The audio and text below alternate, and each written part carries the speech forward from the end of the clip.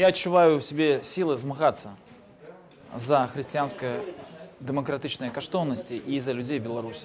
І я заклікаю ўсіх, у каго ёсць сумленне, менавіта далучыцца да гэтага змагання. Менавіта таму я стаў кандыдатам у прэзідэнта Рэспублікі Беларусь ад Народнай партыі Беларуская хрысціянская дэмакратыя.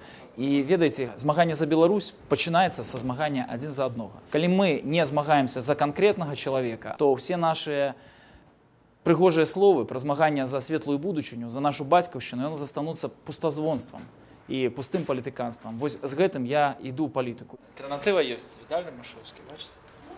Беларуская хрысціянская дэмакратыя. І я, як кандыдат ад Народнай партыі Беларуская хрысціянская дэмакратыя, адрозніваюсь ад усіх.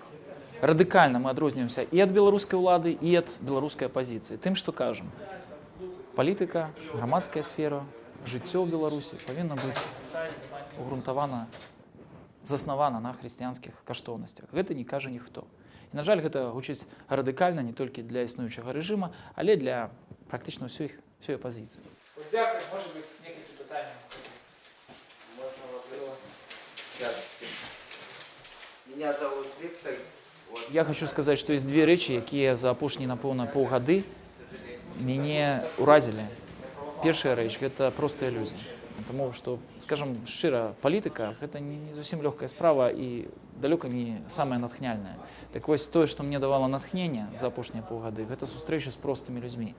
Калі глядзіш у іх вочы і бачыш шчырых людзей, сумленных, адкрытых, тады вяртаецца проста і ўмацоўваецца той сэнс, дзеля чаго я займаюся палітыкай, таму што бачыш, дзеля каго.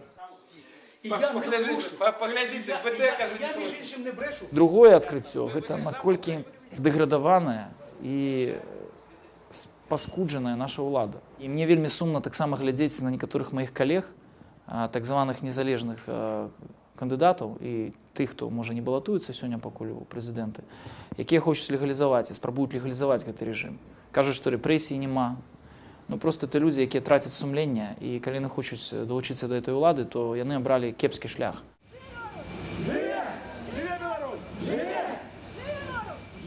Я бачу вельмі шмат смелых людзей, людзей, якія вось, ну, у якіх прачынаецца зноў вера у тое, што магчымы перамены. І вось гэта натхняе, таму што людзі розныя, но хтосьці павінен быць наперадзе, і хтосьці павінен рабіць першыя крокі. І мне вельмі падабаецца тое, што сярод беларусаў, сярод беларускага народа сёння такіх людзей нашмат болей, чым 4 гады таму.